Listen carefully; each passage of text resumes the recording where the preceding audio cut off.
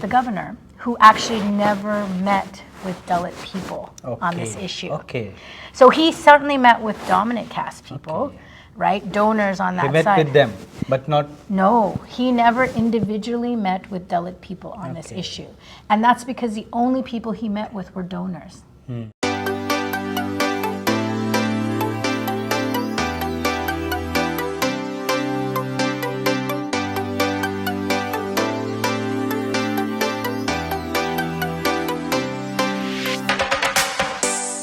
बहुजन क्रांति और बहुजन नायकों को समर्पित दलित दस्तक का 2024 का शानदार बहुजन कैलेंडर आ चुका है।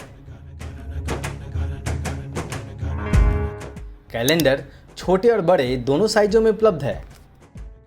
बुकिंग के लिए दिए गए नंबर पर व्हाट्सएप करें या ईमेल करें। थोक में ऑर्डर करने पर मिलेगी आकर्षक छूट।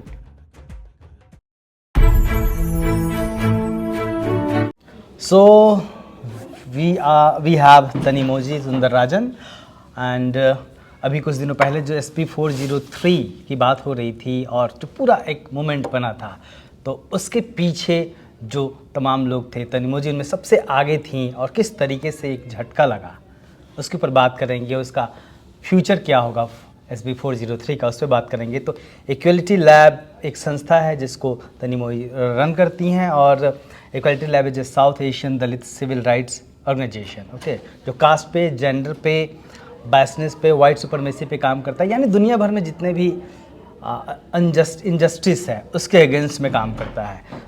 तो my first question is, mid grade community from all around world was looking to you, but SB 403 was not happen. Are you disappointed?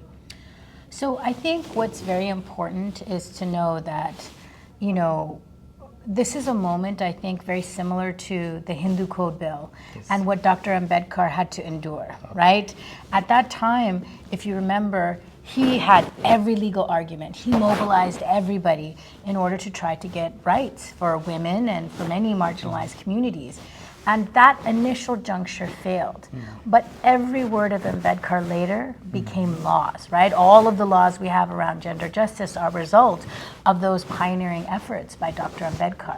And I think we have to look at the movement for caste equity in the United States and globally. It's not about one bill. It's not about one state. It's not about one jurisdiction. It's about the fact that every time we fight, we get stronger. And I think in this moment, the campaign for SB 403 built so much power, built a tremendous amount of awareness. But the one thing that our community has not made inroads inside of the United States is into the realm of political influence through funding and corruption, right? We are not a corrupt people. However, our opponents did use corruption. So I think that this is really a piece that was very informative about where are the directions we have to go next. And there's no, we are still kind of configuring the plans of what's going to happen. So I can't say where we're going to go with, you know, SB 403 or the next iteration or what would happen. But I think it's very important for people to celebrate what it took to get to this point. No one had ever built a statewide apparatus as comprehensive as the one that we built. And also, we got through every part of the legislative process except the final one. And the single point of failure was the governor, who actually never met with Dalit people on this issue. So he certainly met with dominant caste people, right? Donors on that side. He met with them, but not... No, he never individually met with Dalit people on this issue. And that's because the only people he met with were donors. So it really shows us the direction of where, you know, we need to grow, but also that, you know, the understanding of what we have to build as an apparatus for our power is very clear now, you know, and that's what we'll go forward and build. Why could not it happen? Where is the problem? What happened? Well, I think there's a lot of journalism that's going to be speaking to what happened, but essentially it was corruption. You know, there was a meeting that happened in the Democratic Party that, you know, we're learning about, and this happened for the national fundraiser for Biden and Harris. And when that meeting happened, you had two donors that bragged after the math that they said that they, if he crosses their community in terms of voting for this bill, that he would have political ramifications afterwards. And then they said, we will raise millions of dollars, but it needs to stop, you know. So there's a lot of questions we have because obviously we're not part of that meeting, but I think it's very important that we get those questions answered because it points to political considerations, considerations of the governor's like next steps as a presidential candidate, not whether in fact he was doing the work to implement the rule of law, you know. And I think that's like the piece that is really we have questions about, and there's still lots of opportunities to kind of ask those questions and figure out the next steps.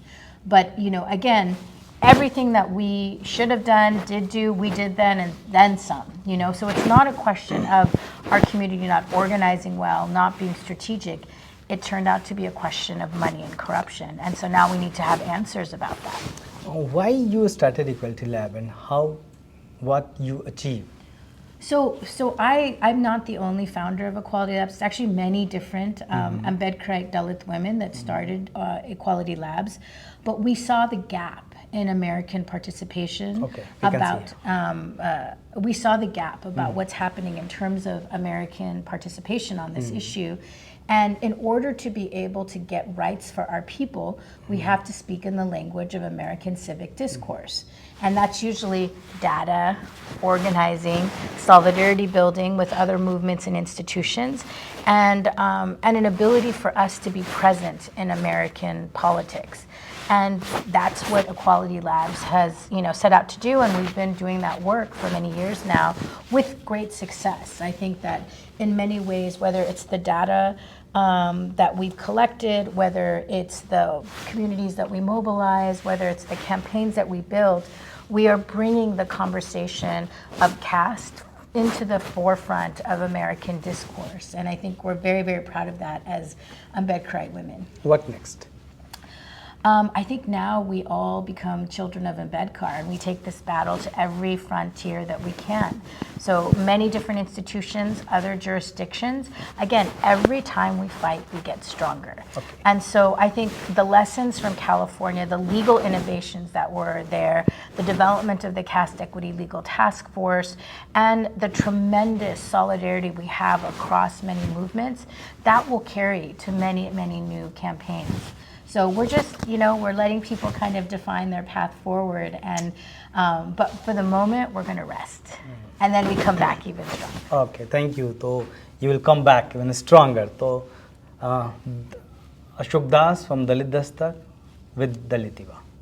And Jai Bhim and Jai Savitri, everyone.